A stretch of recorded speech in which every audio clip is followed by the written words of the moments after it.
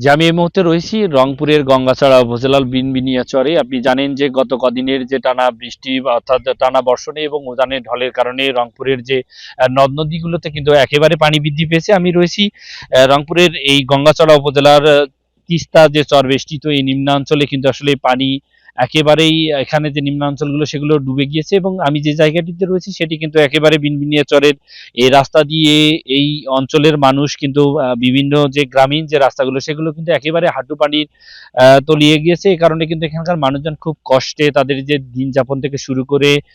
তারা পশু অর্থাৎ বিশেষ করে গরু ছাগল নিয়েও কিন্তু তারা বিপাকে রয়েছে এবং বাড়িতে বাড়ি রাঙ্গিনায় অনেক বাড়িতে কিন্তু আমরা দেখেছি যে বাড়ি রাঙ্গিনায়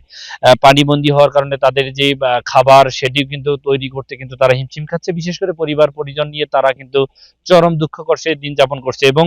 আপনাকে জানিয়ে রাখি যে এই চর অঞ্চলে কিন্তু অনেক ঘর বাড়ি এখনো কিন্তু পানিবন্দী রয়েছে এবং আবহাওয়া অফিস যেটি বলেছেন যে 72 ঘন্টা আরো ভারী বর্ষণ হতে পারে রংপুর বিভাগে। এই কারণে কিন্তু এখানকার যে তিস্তা চর বেষ্টিত যে নিম্নাঞ্চলের বসতি গড়ে উঠেছেন, এই বসতির যে মানুষজন তারা কিন্তু খুবই দুঃখ কষ্টে তারা বলছেন যে আরো সংখ্যা হতে পারে এবং বিশেষ করে আপনাকে জানিয়ে রাখি যে যদি আরো ভারী বর্ষণ এবং উজানের ঢলের কারণে যে পানি বৃদ্ধি সেটি যদি অব্যাহত থাকে তাহলে এই অঞ্চলের মানুষ আরো কিন্তু তাদের যে দিন যাপন সেটি অতি কষ্টে দিন যাপন করতে হবে। তবে যেটি জেলা প্রশাসন বলেছেন যে তারা বন্যা নিয়ন্ত্রণ অর্থাৎ তারা বন্যা মোকাবেলায় কিন্তু তারা প্রস্তুত রয়েছেন এবং পানি উন্নয়ন বোর্ড যেটি বলছেন যে এই তিস্তা চর বেষ্টিত যে জায়গাগুলোতে সমস্যা তারাও কিন্তু এই বন্যা নিয়ন্ত্রণের জন্য তারাও কিন্তু প্রস্তুতি হাতে নিয়েছেন। তবে সব মিলে যদি বলি যে রংপুরের এই তিস্তা চর বেষ্টিত যে জায়গাগুলো সেখানে কিন্তু বিশেষ করে পাট, বাদাম এবং ভুট্টা সেটি কিন্তু অনেক জায়গাতেই তলিয়ে গেছে। এই কারণে কিন্তু এখানকার কৃষকরা অনেক ক্ষতিগ্রস্ত হবে। তবে এখানকার সাধারণ মানুষের যেটি দাবি যে এই বন্যা আসলে ত্রাণ তারা চায় না, তারা চায় আসলে এখানে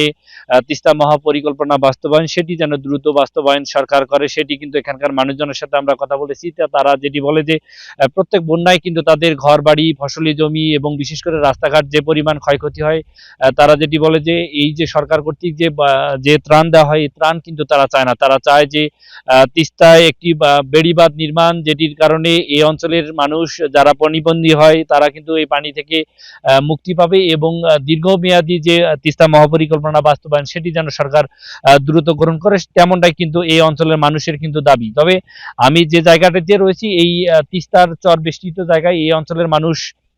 যেটি বারংবার দাবি করে আসছে সরকারের কাছে যে এই অঞ্চলে যেন যে তিস্তা মহাপরিকল্পনা বাস্তবায়ন সেটি যেন দ্রুত সরকার পদক্ষেপ গ্রহণ করে, তাহলে এই অর্থাৎ তিস্তার যে চর বেষ্টিত যে নিম্নাঞ্চল যে জায়গাগুলো বারংবার বছরে 3-4 বার কিন্তু বন্যায় তারা ক্ষতিগ্রস্ত হয়, এই কারণে কিন্তু তারা যে ঘুরে দাঁড়াবে সেটি কিন্তু ঘুরে দাঁড়াতে পারে না। এই কারণে কিন্তু এইখানকার মানুষজন কিন্তু তাদের যে দুঃখ দুর্দশা সেটি কিন্তু দিন এখনোই কাটতে থাকে। এই কারণে কিন্তু তারা যেটি বলেন যে এই তিস্তা মহাপরিকল্পনা সেটি যেন দ্রুত বাস্তবায়ন হয়, এমনটাই প্রত্যাশা কিন্তু এই অঞ্চলের সাধারণ মানুষের। এই ছিল আমার কাছে যে তিস্তার যে পানি বৃদ্ধির সর্বশেষ পরিস্থিতি।